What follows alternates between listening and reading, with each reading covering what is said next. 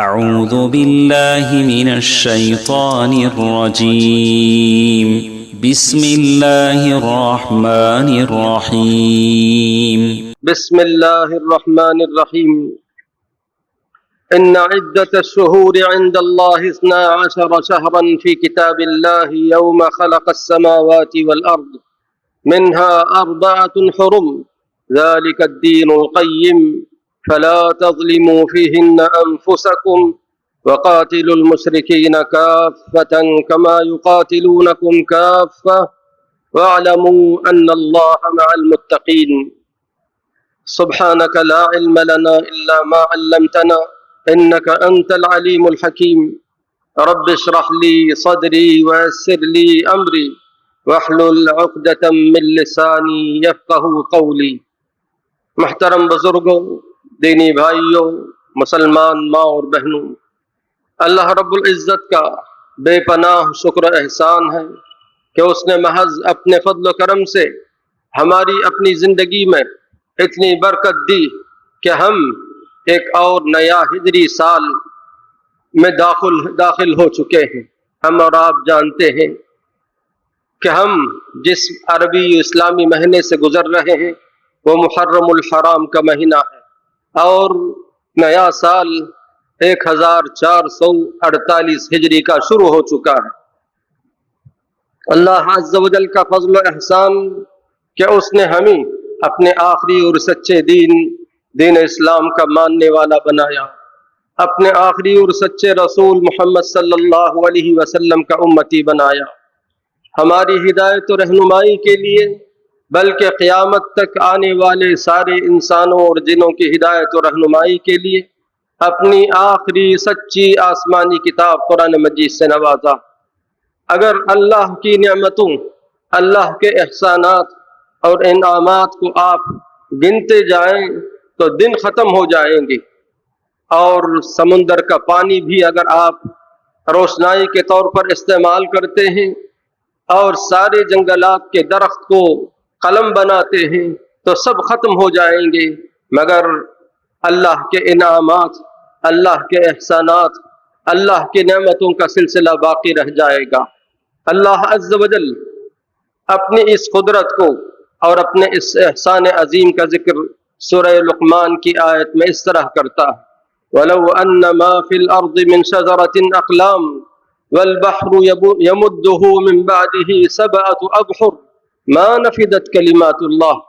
اگر سارا سمندر روشنائی بن جائے، سارے جنگلات کے درخت قلم بن جائیں، اور تم اللہ کی نعمتوں کو، اللہ کے احسانات کو لکھنا شروع کرو تو سمندر سوکھ جائیں گے، درخت ختم ہو جائیں گے، مگر اللہ کی نعمتوں کا سلسلہ باقی رہے گا۔ محترم حاضرین، ہمارا رب ذوالجلال، رب رحمان الرحیم، رزاق اور کریم نے ہم پر جتنی نعمتیں کی ہیں، اللہ ہم سے ان نعمتوں کو گننے اور شمار کرنے کا مطالبہ نہیں کرتا، بلکہ اللہ عز و جل صحیح معنی میں ان نعمتوں کا شکر ادا کرنے، احسان ماننے کا حکم دیتا ہے۔ اور جو بھی بندہ، مرد ہو کہ عورت، صحیح معنی میں اللہ عز و جل کا احسان مانے، اللہ کی شکر گزاری کرے، اللہ عز و جل ان لوگوں سے وعدہ کرتا ہے: لَأَزِيدَنَّكُمْ لَإِن شَكَرْتُمْ لَأَزِيدَنَّكُمْ۔ اگر تم اللہ کی نعمتوں کا جیسا شکر ادا کرنا ہے، جیسا احسان ماننا ہے، ویسا شکر ادا کرو اور احسان مانو تو البتہ میں ضرور تمہیں زیادہ دوں گا۔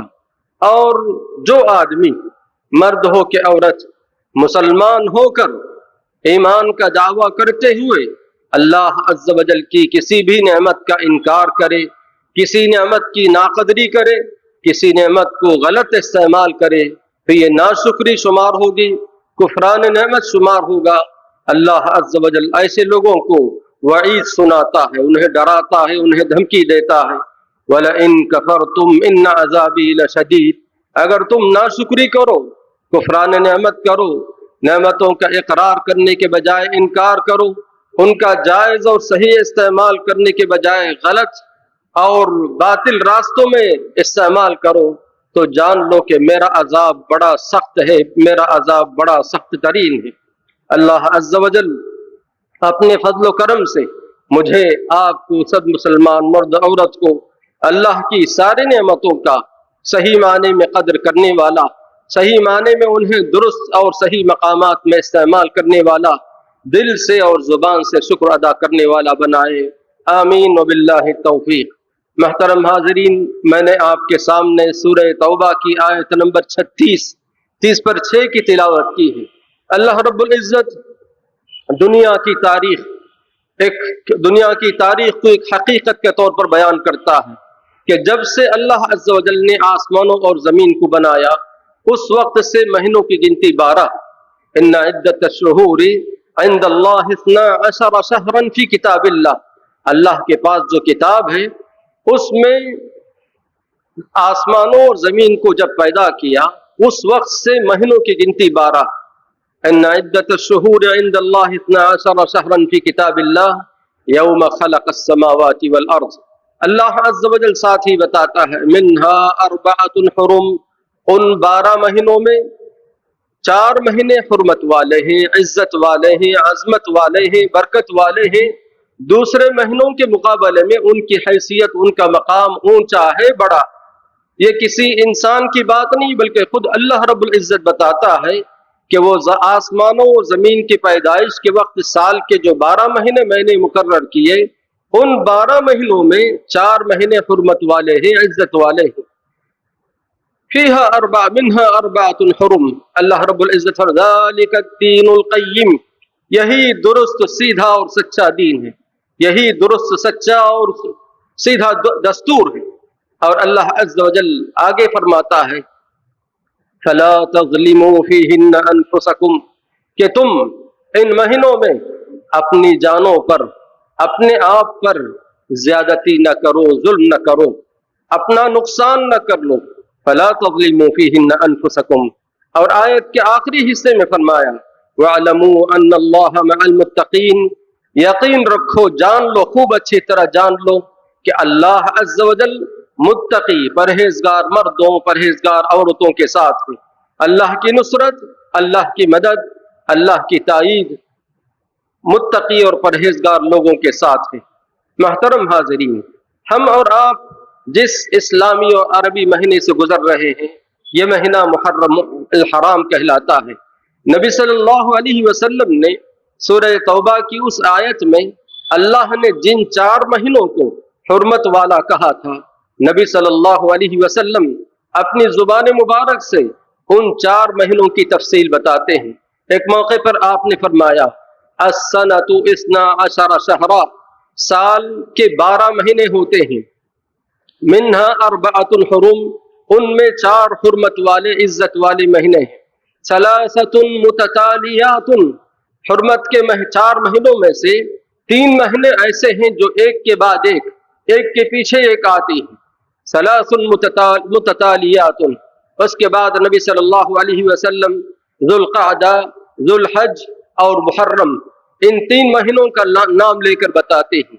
ہم اور آپ جس مہینے سے گزر رہے ہیں یہ بھی انہی حرمت والے مہینوں میں سے ہے جن کا ذکر نبی صلی اللہ علیہ وسلم نے کیا۔ فرمایا کہ یہ حرمت والے مہینے 3 مسلسل آتے ہیں، ایک کے بعد ایک لگاتار آتے ہیں، ثلاث متتالیات، ذوالقعدہ، ذوالحج اور محرم۔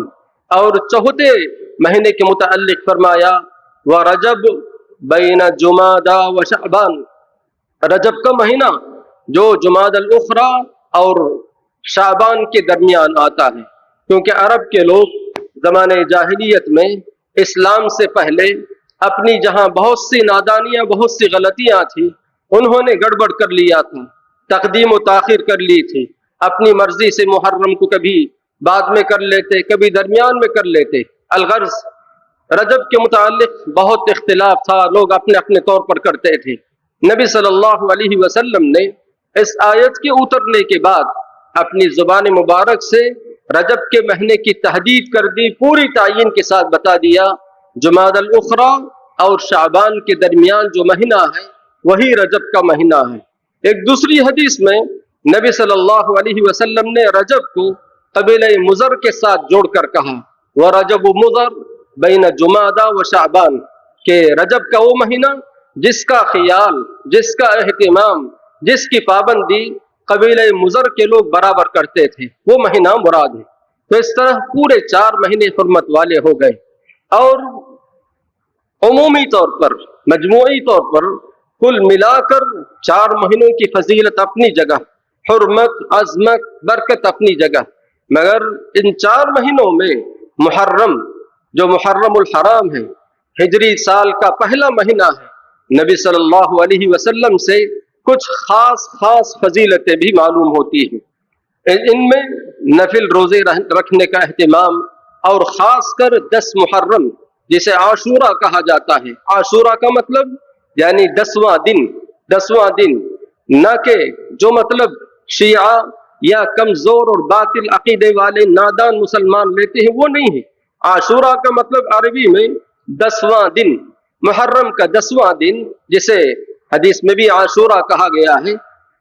تو 10واں دن جو ہے اس کی اور فضیلت ہے، اس روزے کی، اس دن جو روزہ رکھے گا، نبی صلی اللہ علیہ وسلم نے فرمایا کہ مجھے یقین ہے کہ اس کے پچھلے سال کے گناہ، اس آدمی کے پچھلے سال کے گناہ، پرانے گناہ معاف ہو جائیں گے۔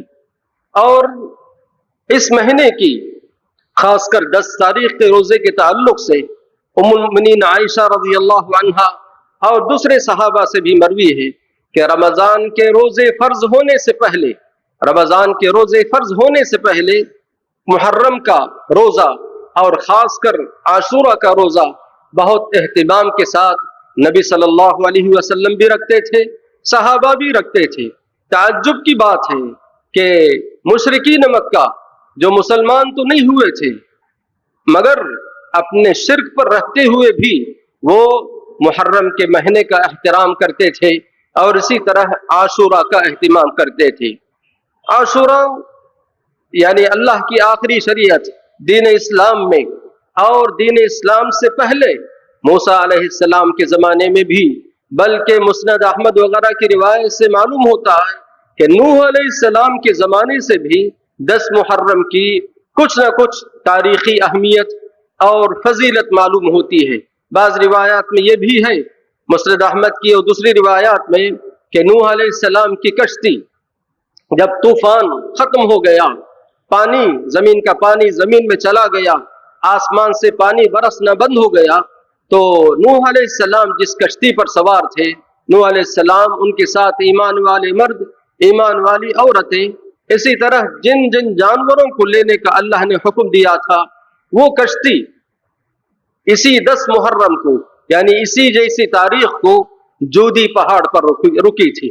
جودی پہاڑ پر آ کر نوح علیہ السلام کی کشتی رکی تھی۔ اس طرح کی بہت سی باتیں بتائی جاتی ہیں، اور ایک اہم بات جو موسیٰ علیہ السلام کے تعلق سے ہے، وہ موسیٰ علیہ السلام کا دشمن اور اس وقت جو سچے ایمان والے تھے بنی اسرائیل، ان کا دشمن یعنی فرعون کو بھی اللہ رب العزت نے اسی 10 محرم کو غرق کیا۔ اسی 10 تاریخ کو فرعون ہلاک ہوا، ختم ہوا، پانی میں ڈوبا اور مر گیا، وہ اور اس کی فوج پوری کی پوری۔ تو موسیٰ علیہ السلام اللہ کا شکر ادا کرتے ہوئے 10 محرم کا روزہ رکھتے تھے۔ جب نبی صلی اللہ علیہ وسلم مدینہ آ گئے، آپ یعنی پہلے سے جس طرح دین ابراہیم میں یہ بات تھی، آپ اس کے مطابق روزہ رکھا کرتے تھے۔ پھر جب آپ کو معلوم ہوا کہ یہودی بھی روزہ رکھتے ہیں، یہودی حالانکہ نبی صلی اللہ علیہ وسلم پر ایمان نہیں رکھتے مگر وہ بھی 10 محرم کو روزہ رکھتے ہیں، جب نبی صلی اللہ علیہ وسلم کو معلوم ہوا تو آپ نے امت مسلمہ کو، صحابہ کے بعد ہمارے لیے بلکہ قیامت تک کے لیے ایک حکم یہ دیا کہ جب وہ بھی 10 محرم کو روزہ رکھتے ہیں تو ہم ان کی مخالفت کریں گے، ان سے اختلاف کریں گے۔ تو ہم کیا کریں گے؟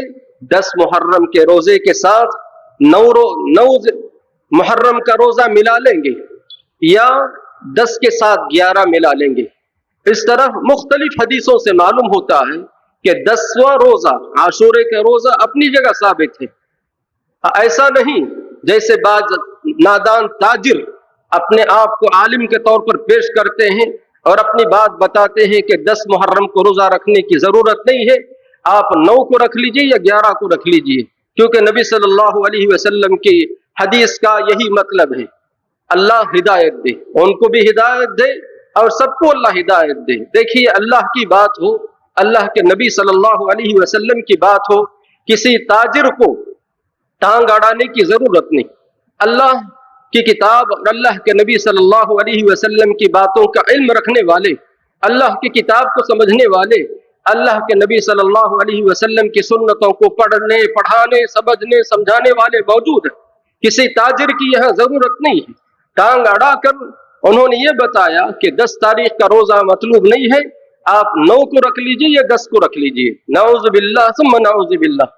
اللہ عز و جل ایسی گمراہی سے، ایسی ضلالت سے پوری امت مسلمہ کو بچائے۔ جتنی احادیث ہیں عاشورہ کے روزے کے تعلق سے، ان احادیث کو جمع کریں گے تو یہی معلوم ہوتا ہے، اور یہی بات محدثین نے اور حدیث کے شارحین نے ہی بات بتائی کہ 10واں روزہ اپنی جگہ ثابت ہے۔ اب یہودیوں کی مخالفت میں ہم کو جو روزہ رکھنا ہے، 9واں روزہ ملا لینا ہے یا 10 کے ساتھ 11 ملا لینا ہے، اس طرح یہودیوں کی مخالفت ہو جائے گی۔ اب ہو سکتا کوئی سوال کرے کہ بھائی میں 9 10 11 9 10 یا 10 11 روزہ رکھوں تو یہودیوں کو کیا پتا چلے گا، اسرائیلیوں کو کیا پتا چلے گا کہ میں نے ان کی مخالفت میں روزہ رکھا۔ دیکھیے یہودیوں کو معلوم ہو نہ ہو کہ آپ نے ان کی مخالفت میں روزہ رکھا یا نہیں رکھا، مگر یہاں اللہ کے نبی صلی اللہ علیہ وسلم کے حکم پر عمل کرنا یہودیوں کو معلوم کرانا نہیں ہے، بلکہ اللہ کے نبی صلی اللہ علیہ وسلم کے حکم پر عمل کرنے کی بات ہے۔ آپ عمل کیجئے، اللہ کا جو مقصود ہے، اللہ کے نبی صلی اللہ علیہ وسلم کا جو مقصود ہے وہ حاصل ہو گیا۔ اس دن کی فضیلت کے سلسلے میں دوسری بہت سی باتیں ہیں۔ روزہ بہت اہم چیز ہے۔ 10واں روزہ تمام احادیث کو سامنے رکھ کر حافظ ابن حجر رحمہ اللہ، اسی طرح دوسرے محدثین اور شارحین نے ایک ترتیب بتائی ہے۔ سب سے افضل طریقہ یہ ہے کہ آدمی 9 10 اور 11 کا روزہ رکھے۔ یہ ان کی اپنی بات نہیں ہے، بلکہ ساری حدیثوں کو جمع کر کے جو بات سمجھ میں آتی ہے، جو خلاصہ سامنے آتا ہے، اس کا ذکر انہوں نے اس طرح کیا کہ سب سے بہتر یہ ہے کہ آدمی 9 10 اور 11 کا روزہ رکھ لے۔ کیوں؟ محرم کا مہینہ حرمت والا، عزت والا، برکت والا ہے، تو اس میں نفل روزے کثرت سے رکھنا ثابت ہے۔ تو آدمی یہاں عاشورہ کے ساتھ تاسوعہ یعنی 9ویں دن کا روزہ 10 اور 11 ملا کر رکھ لے، یا دوسری صورت 9 اور 10، کیونکہ نبی صلی اللہ علیہ وسلم نے اپنی زبان مبارک سے 9 اور 10 کا بھی ذکر کیا تھا۔ یہ دوسرا درجہ ہو گیا۔ تیسرا درجہ کم سے کم آدمی کو کیا کرنا چاہیے؟ 10ویں دن کا روزہ یعنی عاشورہ کا روزہ رکھ لینا۔ 10ویں روزے کا روزہ، 10ویں دن کا روزہ رکھ لینا کافی ہے۔ اگر آدمی 9 10 رکھ لے تو اچھا ہے، اگر 9 10 اور 11 رکھ لے تو بہت اچھا ہے، یعنی ساری حدیثوں پر ایک ساتھ عمل ہو جائے گا۔ اللہ عز و جل کتاب و سنت کی صحیح سمجھ ہم سب کو نصیب فرمائے۔ محترم حاضرین، اگر آپ محرم کی 10 تاریخ کو اسلامی تاریخ کے پرانی تاریخ میں دیکھیں گے تو اس دن بڑے بڑے حادثات ہوئے، اور صحیح احادیث کی روشنی میں ہم کو یہ بھی معلوم ہوتا ہے کہ مستقبل میں بھی اس 10 تاریخ کو بڑے بڑے حادثات ہونے والے ہیں، یہاں تک کہ قیامت بھی قائم ہوگی تو 10 محرم جمعے کا دن بتایا گیا۔ الغرض جو باتیں کتاب و سنت سے صحیح سند کے ساتھ ثابت ہیں، آمنا و صدقنا، یعنی ہم اس پر ایمان رکھیں گے اور اس کی تصدیق کریں گے۔ آئیے دیکھتے ہیں، اسی محرم کے مہینے میں عثمان غنی یعنی خلیفہ راشد، تیسرے خلیفہ راشد امیر المؤمنین عثمان بن عفان ذی الحجہ میں ان کی شہادت واقع ہوئی تھی، مگر عمر بن خطاب رضی اللہ عنہ اسی محرم کی، اس ایسے ہی مہینے کی محرم کی 1 تاریخ کو ان کی شہادت واقع ہوئی۔ اور آگے دیکھیں گے تو نواسہ رسول حسین بن علی رضی اللہ عنہما کی شہادت بھی اسی دن ہوئی، اگرچہ کہ تاریخ کے سلسلے میں اختلاف ہے، مگر مان لیتے ہیں کہ 10 محرم کو ہی نواسہ رسول حسین بن علی رضی اللہ عنہما کی شہادت ہوئی۔ اب ہم آس پاس اور کچھ دوسرے علاقوں میں، دوسرے ممالک میں 10 मुहर्रम से पहले, मुहर्रम का महीना शुरू होने के साथ और खास कर 10 मुहर्रम को जो कुछ सरगर्मियां देखते हैं, लोगों के काम देखते हैं और मुख्तलिफ किस्म की चीजें देखते और सुनते हैं, तो मालूम होना चाहिए कि इसमें शक नहीं नवासे रसूल हुसैन बिन अली रजी अल्लाह अन्हुमा की शहादत 10 तारीख को हुई, मान लेते हैं। मगर नवासे रसूल हुसैन बिन अली रजी अल्लाह अन्हुमा की शहादत को इतनी अहमियत देना और हर साल मातम मनाना, नौहा करना, पंजे गाड़ना, अलावा बनाना, अलगर्ज मुख्तलिफ किस्म की ऐसी चीजें, ऐसे काम, ऐसे आमाल जिसका जिक्र न अल्लाह ने किया, न अल्लाह के रसूल सल्लल्लाहु अलैहि वसल्लम ने किया, न सहाबा ने किया, न ही हुसैन रजी अल्लाह अन्हु के रिश्तेदारों ने बोला, बताया और न किया। ऐसा काम करने वाले लोग आपको मालूम है या तो शिया हैं या कमजोर अकीदा रखने वाले नादान मुसलमान हैं। मेरी बात पर गौर कीजिए। शिया हैं जिनका अकीदा किताब व सुन्नत से बिल्कुल अलग है, उनकी अपनी शरीयत है, उनका अपना दस्तूर है। वो अल्लाह के बारे में, अल्लाह के नबी के बारे में, अल्लाह के फरिश्तों के बारे में और दूसरी बहुत सी चीजों में, हत्ता कि अल्लाह की किताब कुरान मजीद के बारे में भी अपना एक मुस्तकिल और गलत अकीदा रखते हैं। ये काम वो करते हैं और साथ ही साथ हमारे कुछ जाहिल, नादान, कमजोर अकीदा रखने वाले मुसलमान भी उनके साथ हैं, उनके साथ हो गए हैं और जो कुछ करते हैं बताते हैं कि नवासे रसूल हुसैन रजी अल्लाह अन्हु की मोहब्बत में हम करते हैं। नहीं, हरगिज नहीं, यहाँ सोचने की बात है। अल्लाह के बंदो देखो, शहादत किस किस की हुई? हजरत हुसैन रजी अल्लाह अन्हु से पहले शहादत हुई उमर रजी अल्लाह अन्हु की। उनकी याद क्यों नहीं मनाई जाती? क्यों नहीं मनाई जाती है? उस्मान रजी अल्लाह अन्हु बड़ी मजलूमियत के साथ, बड़ी बेचारगी और लाचारगी के साथ शहीद किए गए, आखिर उनकी याद क्यों नहीं मनाई जाती?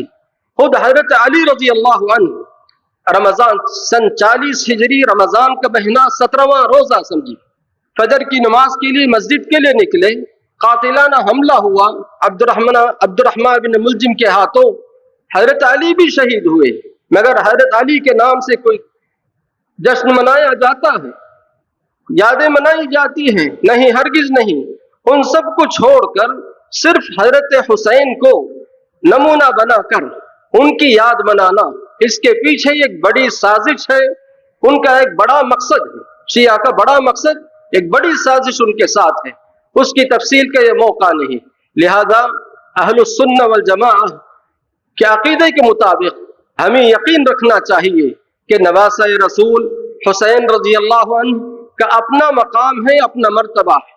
नबी करीम सल्लल्लाहु अलैहि वसल्लम ने हसन और हुसैन यानी हजरत फातिमा के बतन से पैदा होने वाले हसन हो गए और हजरत हुसैन रजी अल्लाह अन्हुमा दोनों के मुताल्लिक फरमाया कि ये दोनों मेरे लिए फूल के बराबर, ये दोनों मेरे रैहतानी फिल जन्नह यानी जन्नत के फूल हैं, मेरे लिए फूल हैं। इसी तरह ये भी फरमाया कि जन्नत में नौजवानों के सरदार हैं। बड़ी फजीलत है सही अहादीस से।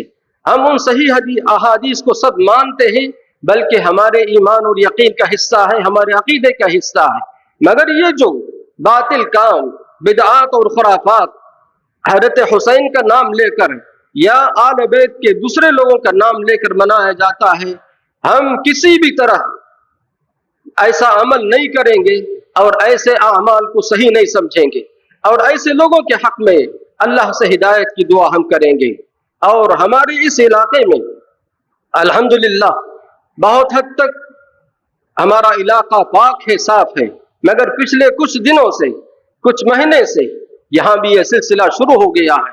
लिहाजा आप में से, हम में से हर मर्द, हर औरत को चाहिए कि होशियार रहे। कहीं आले बैत से, नबी सल्लल्लाहु अलैहि वसल्लम के घर वालों से अंधी मोहब्बत की वजह से दूसरे लोगों का, गलत अकीदा रखने वालों का साथ देना हमारा काम नहीं है। सही बात वही है जो अल्लाह ने बताई, सही बात वही है जो अल्लाह के नबी सल्लल्लाहु अलैहि वसल्लम ने बताई, उसी पर इक्तिफा करेंगे। बाद के लोग, बहुत बाद के लोग अगर अपनी तरफ से बातें जोड़कर, बनाकर, अपनी तरफ से जश्न, अपनी तरफ से फुला फुला پیش کرتے ہیں وہ دین نہیں بن سکتا، دین کا حصہ نہیں بن سکتا۔ لہذا آپ کو بھی ہوشیار رہنا ہے اور اپنے آل و اولاد کو بھی ہوشیار رکھنا ہے۔ اللہ عز و جل مجھے آپ کو سب کو نیک توفیق دے اور دین و ایمان کی باتیں غور سے سننے، صحیح سمجھنے، صحیح یاد رکھنے، پھر اخلاص کے ساتھ ان پر عمل کرنے کی سعادت نصیب فرمائے۔ آمین۔ اقول قولی ھذا واستغفر اللہ لی ولکم ولسائر المسلمین فاستغفروہ انہ ھو الغفور الرحیم۔